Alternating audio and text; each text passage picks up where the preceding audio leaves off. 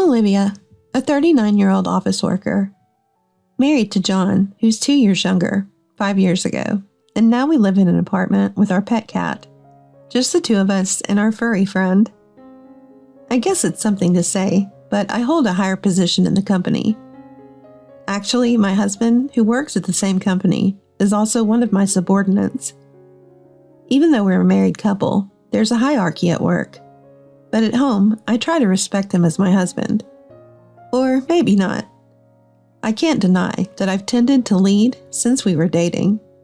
After all, I was the one who proposed. We'd been together for several years, but John, probably because I was his boss, hesitated to marry. Impatient, I boldly proposed.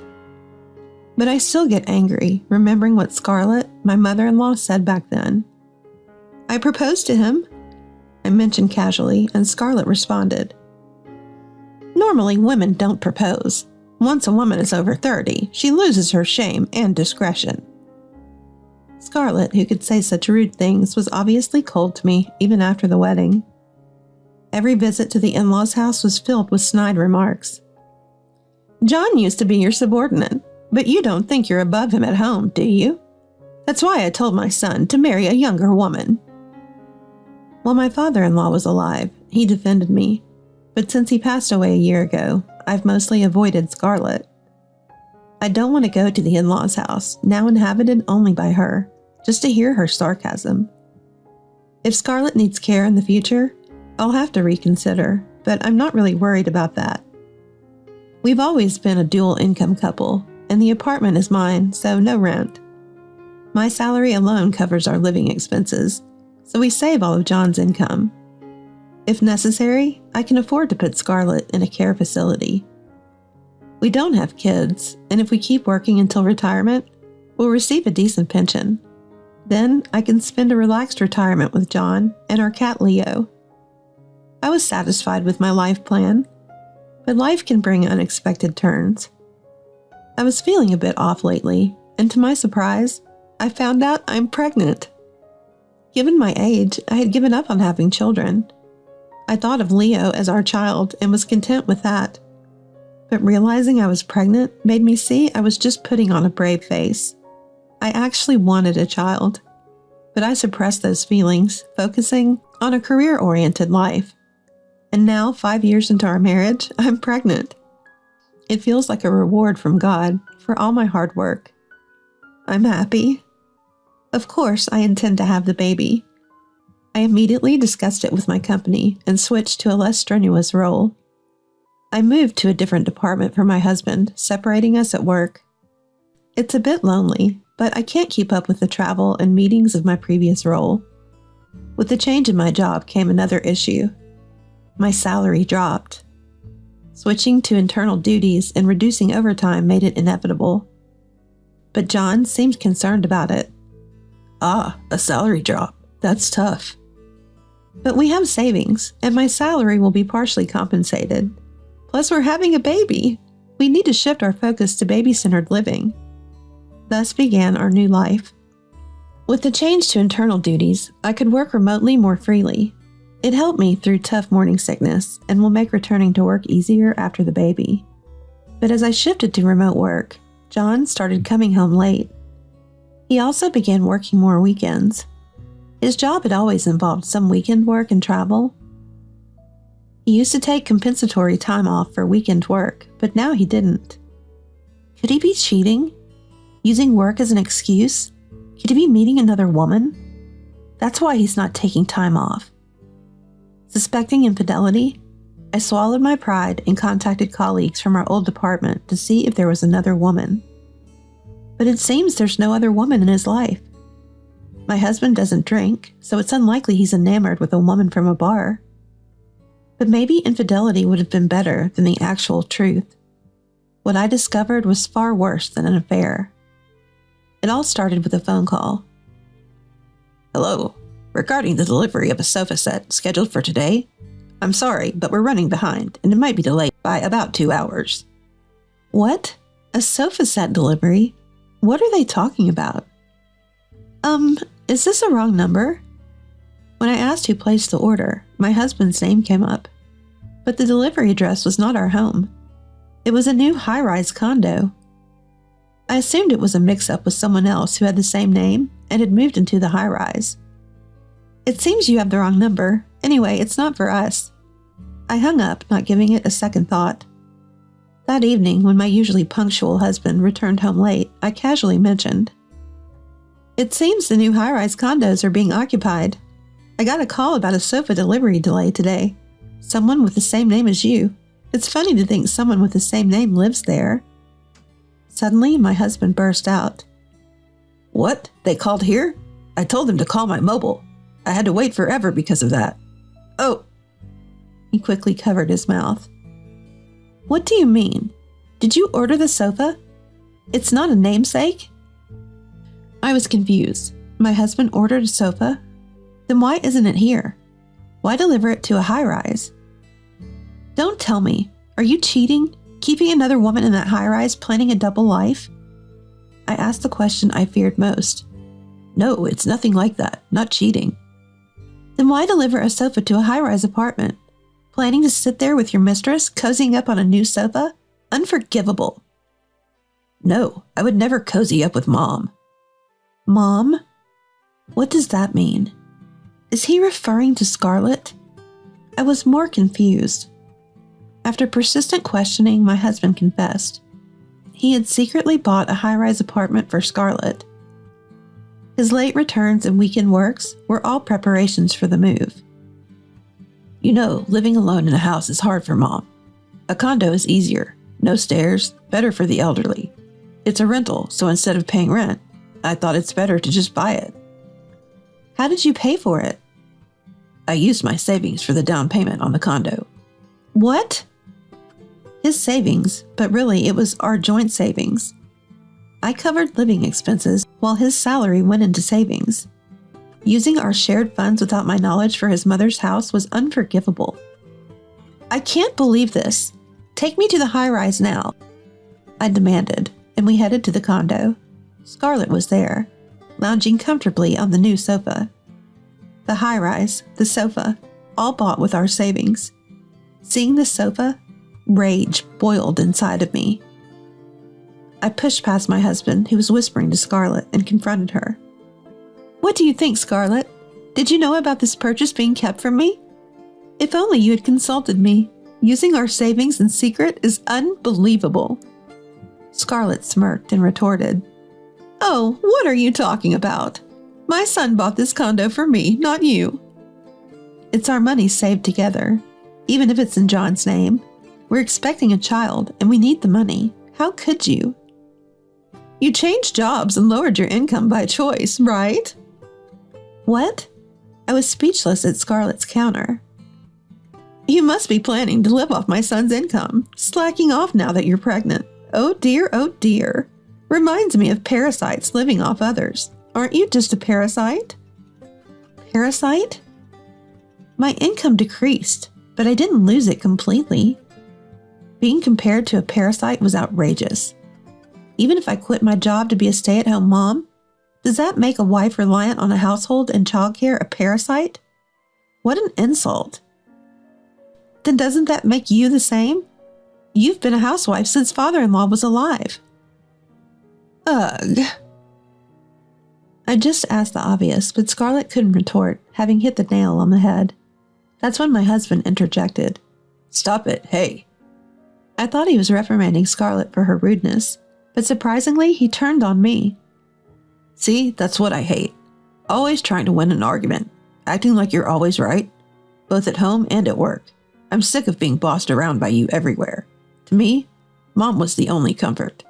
You understand why I'd want to give her a better life, right? All this because you look down on me at home with your boss attitude." I thought I had been respecting him as much as possible at home.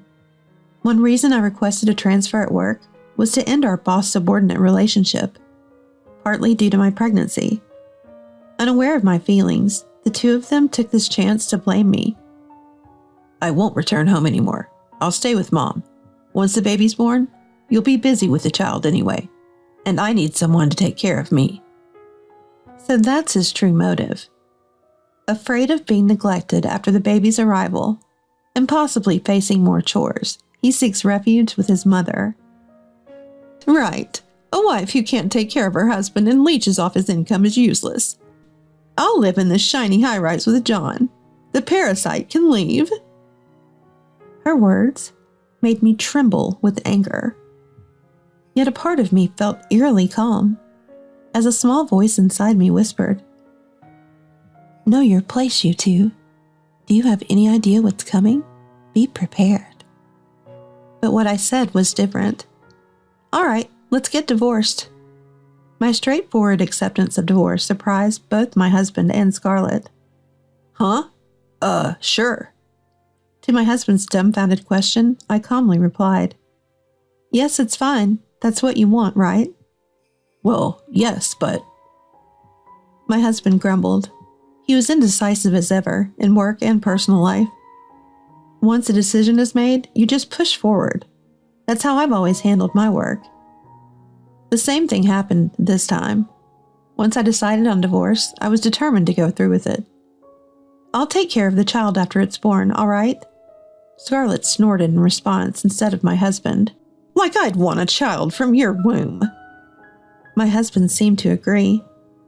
Well, I didn't particularly want it anyway. Better for you to take care of it. Is that so?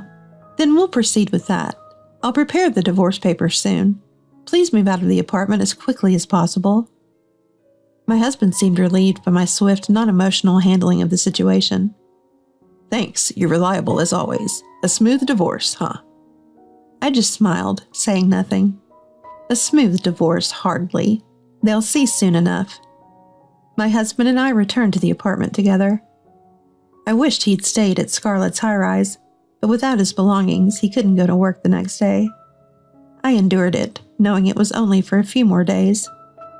Relieved about the amicable divorce, he packed his things in the apartment we shared as a couple, occasionally bothering our cat Leo, who snubbed him. He even tried to make a move on me in the bedroom. Hey, you're in the safe period now, right? For old time's sake? Outrageous! How dare he approach me now? For old time's sake? Of course I refused, throwing him out of bed. It took him 2 weeks to pack everything into boxes. He could have been more efficient, but I let him take his time without saying a word, just watching. The longer it took for him to move out, the more convenient it was for me. But today, finally, was my husband's moving day. All the boxes were loaded onto the moving truck, and as it drove away, my husband turned to me. Well, I'm going. Thanks for everything, he said awkwardly, showing gratitude. Thank you too. Actually, I have a present for you. Really? Yes, something you've been wanting. The divorce papers. His face, initially hopeful at the mention of a present, fell at the mention of divorce papers. Such a transparent man. Just wait a minute. I retrieved the envelope from the papers from the cupboard and handed it to him. Here you go. Thanks. So I just signed this and submit it to the office, right? Who will be the witness, like we had for the marriage certificate? Oh, someone agreed to be a witness. It's all arranged. Huh? Check inside the envelope. They'll contact you. Huh? When my husband looked inside the envelope, he was surprised. My husband was to find a lawyer's business card inside. The divorce papers were there too, but unsigned by me. Why is there a lawyer's card? Well, during these 2 weeks, I found and contacted a lawyer. A smooth divorce, wasn't it? That's what you said, right? What? Did I ever say smooth divorce? No, I didn't. That was just his wishful thinking. I feigned retreat to prepare my trap. What woman would calmly accept her spouse squandering their assets, especially with a child on the way? I'm protecting our child's rights. And just so you know the baby is undoubtedly yours, I'm willing to do a DNA test if you doubt it. Thanks to your slow packing, I had plenty of time to find a good lawyer. Typically, in a collaborative divorce, the lawyer fills out the witness section, and it doesn't cost extra. Convenient, right? The truth is, I'm paying a substantial fee for the lawyer. It's only natural they do a bit of paperwork for me, but he doesn't need to know that. Why haven't you signed the divorce papers? Recovering from the shock of the lawyer's card, He was surprised again to see my signature missing. "You could have signed your part already." I laughed at him. I couldn't possibly do something that risky. Not when we haven't settled the distribution of property, compensation in divorce court, and child support. If I signed now, the divorce could be finalized without my consent. Distribution of property?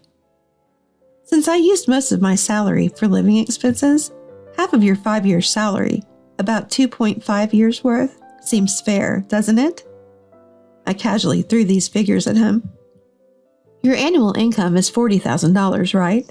Lower than mine, but that's $200,000 over 4 years, so $100,000 for property division.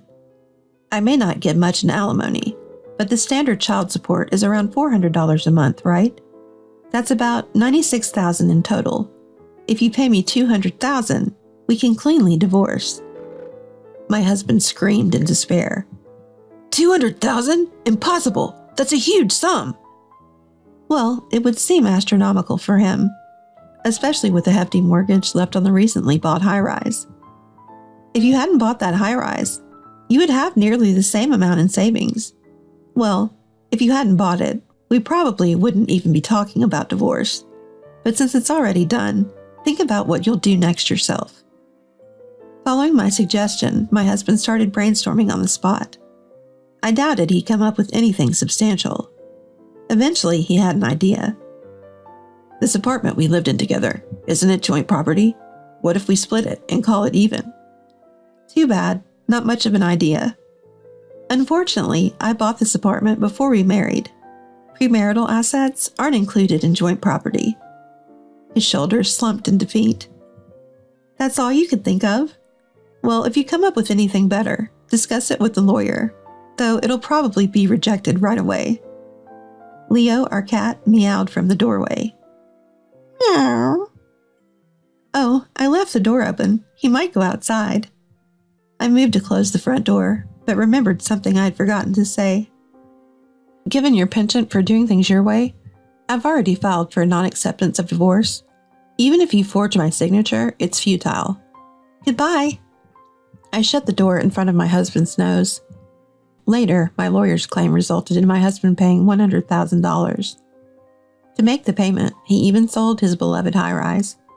Used property only a few months after purchase, it was a great bargain for the new buyer. Good for them. I congratulated the unknown new owner of the high-rise. Child support, of course, couldn't be paid in one go, so it would be monthly.